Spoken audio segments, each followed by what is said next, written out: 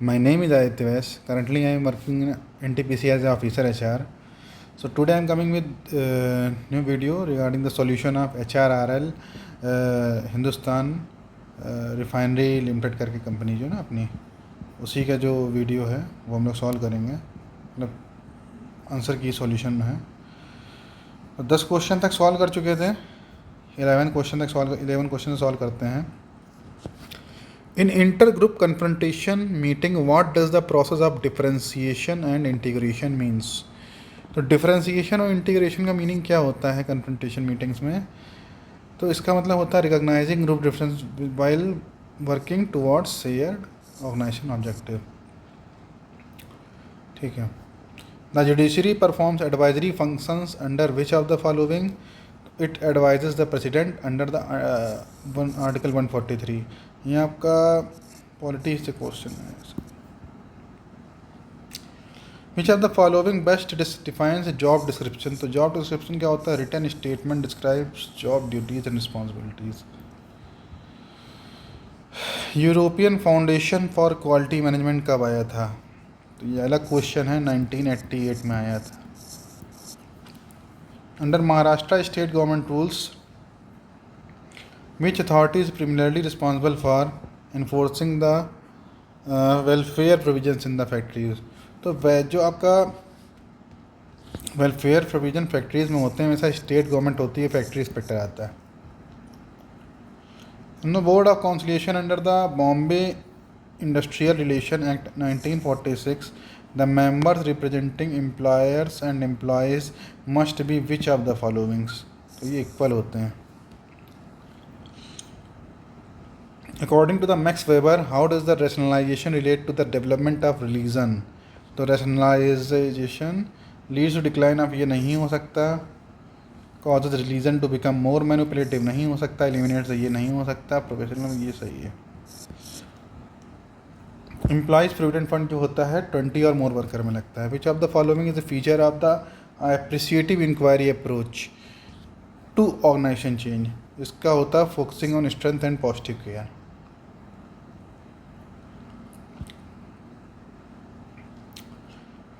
Which article of the Constitution declares the Council of Minister is collectively responsible for the लोक सभा?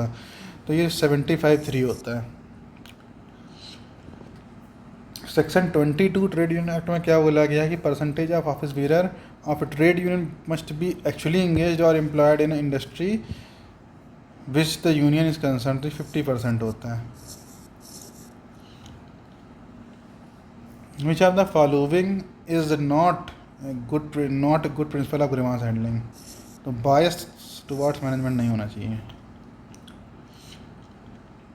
Under the MRTU and PULP act, ये act है, central act refers to the, तो अब ये थोड़ा सा अलग क्वेश्चन है। अनफेयर लेबर प्रैक्टिस आ गया जहाँ पे, तो ID एक्ट आ गया।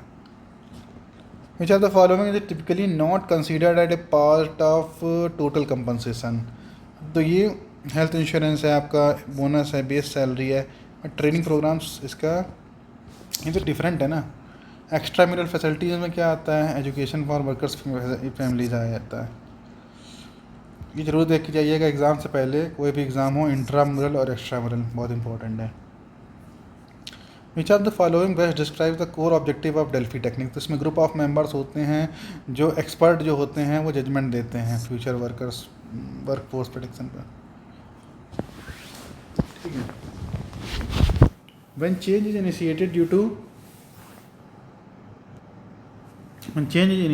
to new government laws or industry regulation, it is called classified as which of the following? तो इसको बोलते हैं externally triggered change, क्योंकि ये गवर्नमेंट लॉज की वजह से हो रहे हैं। Clean drinking water, proper lightning, तो ये ऊपर वाले क्वेश्चन समझ में आ जाएगा, इंट्राम्यूरल है। Which of the following can reduce problem of asymmetric information in the labour market? Reduce problem कैसे कर सकते हैं? रैंडम हायरिंग से कर सकते हैं? नहीं। बेसिंग वेजेस ऑन स्टीरियोटाइप से कर सकते हैं? नहीं। बेटर स्क्रीनिंग एंड मॉनिटरिंग से जरूर कर सकते हैं। देखिए, आप ऑप्शन एलिमिनेशन पे जाएंगे तो हो जाएगा, आधा पेपर आधा आंसर ही आ जाएगा इसका। How does the performance management system foster employ accountability in high performance culture? तो इसका बेसिकली यही आंसर ही होगा। आप अगर आपको परफॉर्मेंस मैनेजमेंट पता होगा तो क्लियरिफाइंग रोल्स, एक्सपेक्टेशन और आउटकम्स है। देखिए जहाँ इस टाइप के क्वेश्चन आए तो वहाँ नेगेटिव सेंटेंस तो हटा दीजिए, आंसर अपने आप आ जाएगा। Which are the following is challenge commonly which are the following is challenge commonly faced in the managing performance effectively. तो ये चैलेंज कौन सा है इसमें? ये हो सकता है, नहीं हो सकता है, ये हो सकता है, नहीं हो सकता, ये हो सकता है, नहीं, तो बायस वाला ही होगा। लॉन्ग टर्म कोऑपरेटिव बार्गेनिंग आपका इंटीग्रेटिव होती है, win win. Which disciplinary action involve temporarily improving removing suspension होता है, ठीक है। Under the CLRA act who is liable to ensure payment wages to the contract labour? Contractor और principal employer वो था, सिर्फ प्रिंसिपल एम्प्लॉयर नहीं होगा। What type of HR audits evaluates whether an organization is complying with the labor laws and regulation? तो only यही compliance audit. Which of the following is not a part of statutory measures in compensation? तो workman compensation, maternity benefit, PF सही है, statutory major है, लेकिन ये जो PRP होती है या PLI होता है ये नहीं होता है, ये दे भी सकता नहीं भी दे सकता, उसके ऊपर है। Which of the following principle Which of the following principle is most relevant in designing effective employee welfare policies? The humanitarian and social responsibility. Which of the following is not one of the four perspective of balance scorecard? देखिए मेरा, आप लिख के लिख लीजिए, एक question ही आएगा exam में, कहीं ना कहीं आपको मिलेगा। तो ये इंटरनल पर्सपेक्टिव होता है, कस्टमर होता है, लर्निंग होता है, एक फाइनेंशियल होता है, ये नहीं होता है। Marx theory of alienation was later expanded by, ठीक है। तो अब ये जो है आपका, आप ऐसे समझ सकते हैं, आपको इसके लिए पढ़ना पड़ेगा PRN सिन्हा की बुक। इसका आंसर है contemporary medical writers and new Marxist. New Marxist वाला अगर आप देख लेते हैं तो आ जाता है answer. Which are the following best describes the follow up phase in the negotiation process? Implementing and monitoring the agreement. Which of the following does not typically promote group cohesiveness? तो निगेटिव सेंटेंस जोड़िए। Shared goals करता है, clear group norms करते हैं, success in group task करता है, high diversity without inclusion effort. Negative sentence जोड़ूँ, आ गया answer. Which policy is most likely to reduce wage inequality in labour market? ठीक है, तो most likely to reduce wage inequality strengthening collective bargaining institution. इसका answer ये।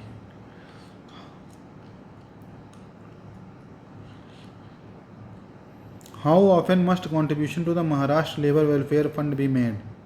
तो ये आपका स्टेट गवर्नमेंट का है, हाफ ईयरली है। In which stage of the organisational life cycle does an organisation typically experience the increased formalisation, standardisation, bureaucratic control? तो ये ऑर्गेनाइजेशनल लाइफ साइकिल के किस स्टेज में ये ऐसा होता है? तो ये मैच्योरिटी स्टेज में होता है। Maximum number of conjugative days a worker can work without a holiday और holiday under the factories act? तो इसका आंसर है 10 days. What is the maximum number of consecutive days a worker can? ये दिया है फैक्ट्रीज एक्ट में, इसको पढ़िएगा। How does the balance score card help organisation in performance management? By linking performance manager to strategy and vision. ये तो आपको सीधे समझ में आ जाएगा। Which of the following best explains the Mincer earnings function in the context of human capital? ये question कहीं आपने पढ़ा नहीं होगा, बट इसका आंसर देख लीजिए। इसका आंसर है regression model linking wages to schooling and work experience. ये क्वेश्चन कभी मैंने भी नहीं पढ़ा है अपने उसमें। The consultant role as a facilitator of change rather than the controller of outcomes implies which of the following? तो ये क्वेश्चन आप कर सकते हैं। द कंसल्टेंट इंडिपेंडेंटली डिटरमाइन नहीं कर सकता, कंसल्टेंट के पास पावर नहीं होती, अवॉइड नहीं कर सकता, इम्पोज नहीं कर सकता, तो ये कर सकता है। तो आप इसको देखिए, अगर थोड़ा बहुत भी आइडिया होगा तो कर लेंगे। Which training method involves employees learning by performing the actual job under the supervision, on the job training? Which are the following best suppose the strategic staffing approach? जो data driven talent analytics and forecasting, इसको आप ऐसे कर सकते हैं। Which of the following is not typically associated with the head hunting. Head hunting आ गया तो आपका रिक्रूटमेंट आ गया, hiring large number of entry level employees.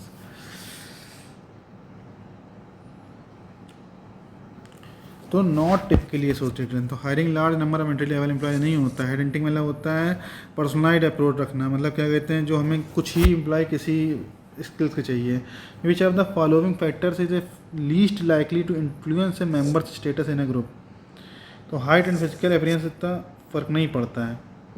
तो अभी आपके कितने क्वेश्चन रह गए हैं, अब हम लोग नीचे से करते हैं इसमें। What is the key characteristic of bureaucratisation in trade union. इसका मतलब है separation of union officials from the rank and fine control leading to the reduced gross roots influence. ठीक है। Which are the following best describe the primary organisation mirroring. तो ये आपका training एनिंग में दिया होगा। तो इसका मतलब है to help a group understand how it perceived by other department within the organisation. ये सब देख लीजिएगा टेक्निक्स ऑफ मिररिंग वगैरह वाली, तो ट्रेनिंग वगैरह में शायद मिल जाएगा आपको। देखिए इसके अलावा आप जौहरी विंडो वगैरह अच्छे से पढ़ के जाइएगा। Which are the following statements best explains the potential long term drawback of relying predominantly on monetary incentives in an organisation reward system. तो excessive focus on monetary rewards can transform workers into co-workers competitors को कर देते हैं disturbing work place relationship and reducing intrinsic motivation. ये बिल्कुल सही है, आप सारे पढ़ लीजिए लेकिन आपको यही सबसे ज़्यादा सही लगेगा। Monetary incentive can lead to sustain employ motivation. सिर्फ मॉनेटरी इंसेंटिव से नहीं होता है, ठीक है, इसके लिए आपको इंट्रिंसिक मोटिवेशन भी चाहिए होता है। Under the employ industrial employment act who forward the, तो ये सर्टिफाइंग ऑफिसर होता है, ठीक है। Which of the following reflects a check and balance on parliament legislative power in India. तो judicial review by the supreme court है इसका answer. How is the employ performance evaluated in graphic rating. तो इसमें यही होता है कि numerical and descriptive rating होती है प्री डिफाइंड ट्रेड्स पे। Which type of rewards are directly linked to performance outcomes. तो परफॉर्मेंस बोनस एंड इंसेंटिव वाला जो होता है। Which type of education is focused on improving workers general knowledge and literacy. तो अब देखिए उसने बोला improving workers general knowledge and literacy, तो ये आपका नॉन फॉर्मल एजुकेशन होगी। टेक्निकल एजुकेशन, फॉर्मल एजुकेशन वगैरह तो नहीं होना चाहिए। Which type of education focus improving workers general knowledge and literacy. ये क्वेश्चन थोड़ा मुझे डाउटफुल लग रहा है, इसका बी या डी में होना चाहिए, क्योंकि which type of education is focus on improving workers general knowledge and literacy as a part of labour welfare. मेरे ख्याल से फॉर्मल एजुकेशन होना चाहिए, नॉन फॉर्मल एजुकेशन का तो कुछ बनता नहीं है इसमें, आई थिंक सो। एक बार इसको कंफर्म कर लीजिएगा थोड़ा सा देख के। What is the principal that labour welfare should promote workers wellbeing. तो ये आपका टोटल कॉन्सेप्ट होता है, ठीक है, पूछा गया काफ़ी एग्जाम्स में। According to standard new classical theory the imposition of a minimum wage above equilibrium wage में रिजल्ट इन। तो ये थ्योरी जो आपको स्टैंडर्ड न्यू क्लासिकल थ्योरी है, इसमें लिखा गया है unemployment among low skilled worker. Real wage जो होता है तो wage adjusted for the inflation होता है। By an employ is motivated to work harder because their compensation increases with the product. इसको पे फॉर परफॉर्मेंस बोलते हैं, PLI, PRP, परफॉर्मेंस रिलेटेड पे, वो सब। The use of behavioural science principle in organisational development primarily comes from the which discipline. तो psychologically behavioural लिखा है ना। A marketing team receives a bonus for launching a campaign that exceeds expected leads. Which of the following rewards? तो team reward हो गया। Which authority administers Maharashtra Labour Welfare Fund? तो labour welfare fund constituted under the act, ये board उसमें बनता है। ये आपका पढ़ा होगा बिल्डिंग एंड BOCW में पढ़ा होगा ना, तो ये स्टेट गवर्नमेंट का बोर्ड होता है, ठीक है। प्रियम्बल से आपको sovereign secular socialist democratic republic, ठीक है। Which group property refers to the degree to which group members are attracted to each other. उसको ग्रुप कोहेसिवनेस बोलते हैं, ठीक है। और लास्ट क्वेश्चन हमारा ये है an employee suffering from a workplace accident receives compensation from employer even there is no negligence. An employee suffering from a workplace accident हो जाता है, receives a compensation from employer even if there is no negligence. which principle? तो इसमें जो है equal remuneration नहीं हो सकता, मिनिमम वेज नहीं हो सकता, फॉल्ट लाइबिलिटी तो है नहीं क्योंकि नो नेग्लिजेंस है तो नो फॉल्ट लाइबिलिटी आंसर हो जाएगा। ठीक है, तो वही है कि अच्छे से एग्ज़ाम पेपर ध्यान से करना, कुछ क्वेश्चन टफ आते हैं वो आप छोड़ भी सकते हैं, हर क्वेश्चन का आंसर नहीं करना, ये तो नेगेटिव हो जाएगा। ठीक है, all the best, thank you.